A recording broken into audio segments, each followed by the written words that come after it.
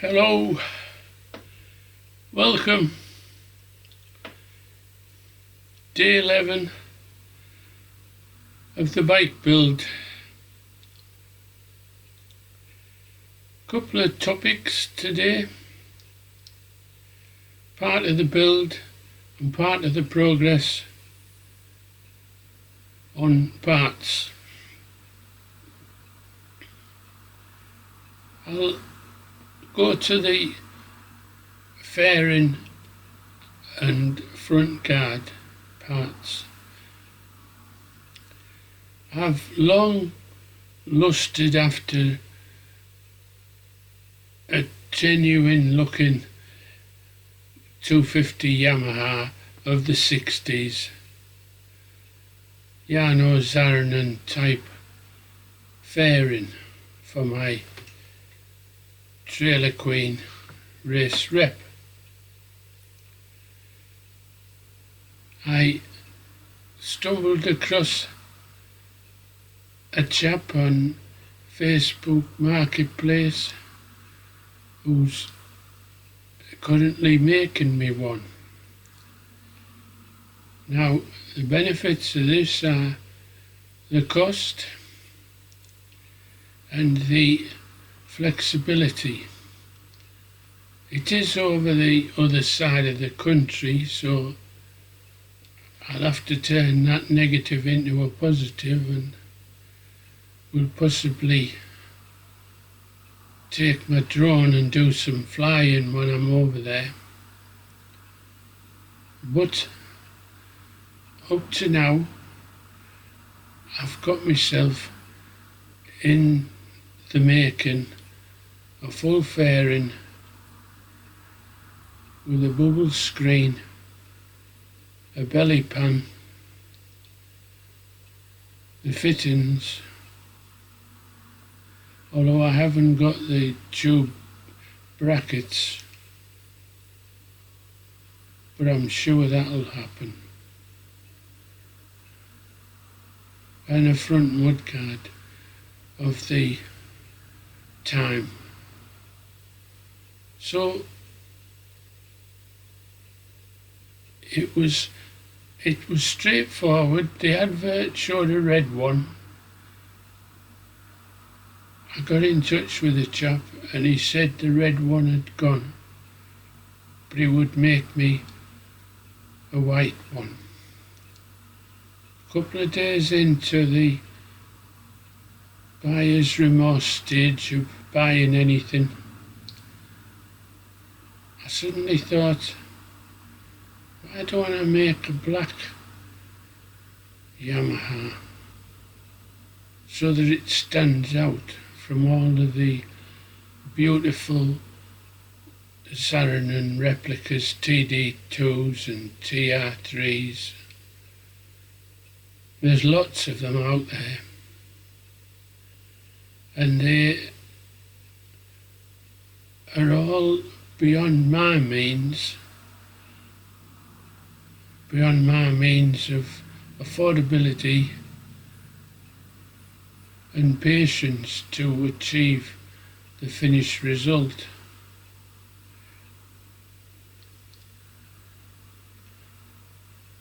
I got in touch with the chap making the fairing and asked about the possibility of making it black.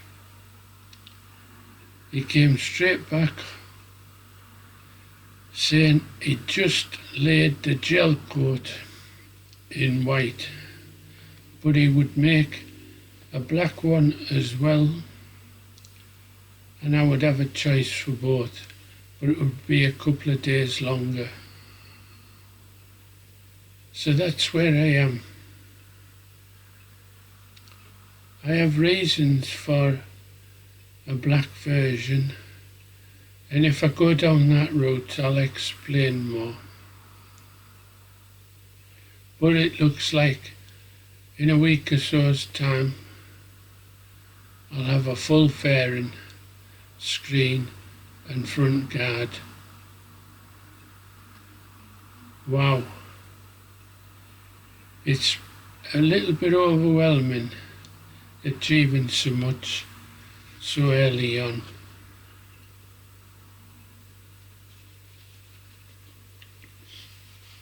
I've gone through quite a challenging time with the project. I would have to say it was something up, and I don't know what, but I couldn't get out my chair, go to my dining room and finish the bike off. But today I did just that. It's not finished off, don't get me wrong, but just to recap, I had the forks mounted but with no springs, so they were collapsed.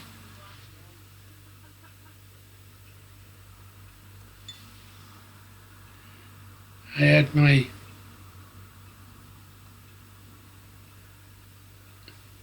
my forks mounted in the yokes, but there was no springs and no oiling.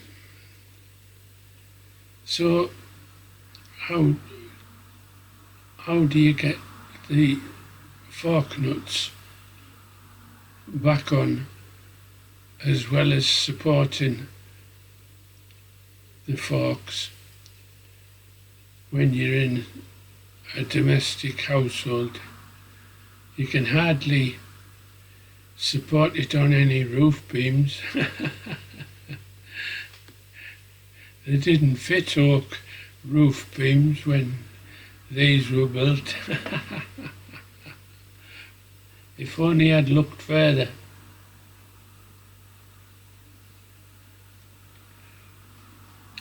Then I had a brainwave. Wow, they don't come too far, too often. But I make the most of it when I can. I got a simple scissor jack from one of the cars I purchased over the years.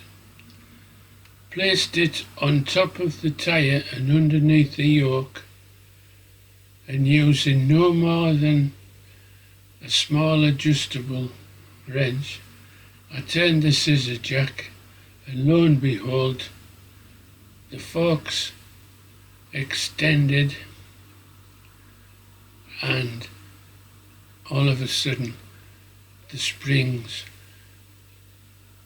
were capable of being inserted and the cap nuts tightened. So that was the forks fitted, bang. No bolts on the clamps, but that was a simple matter of finding them. So, nagging away in the back of my mind, I wanted to set the fork height so that when I'm sat on the bike, with engine in of course, the tank would be horizontally mounted. The top tube's also horizontal. And that's what I've got to achieve. I called my neighbour, thanks John, great help again, to take some photos just to see how much stick through. What stick through? The stanchions of the forks have been fitted to the top and bottom yokes so that when the clamps are tightened, the stanchions are held in place. It's possible to position the stanchions anywhere in the yoke and then nip up the clamps, and the amount it sticks through the top yoke Yep, you've got it. That's how much stick-up you got. It was a common thing to see on the races of the past, especially Yamahas, that there would be quite an element of stick-up. I'm presuming this is to get the front of the bike lower to the ground for whatever reason the works teams decided. For me, it's just for aesthetic perfection. I want the bike to look as if it's mean and hungry. I don't want it to look like a trials bike. I don't want it to look like it's about to bottom out. So horizontal top tubes and ditto top of the tank seems natural. So that's what I've achieved today.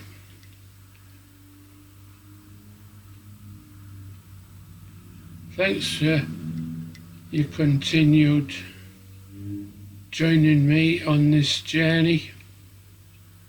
Day 11. It isn't 11 days since I started, but it's 11 days of the build. So thanks again. Join me again soon.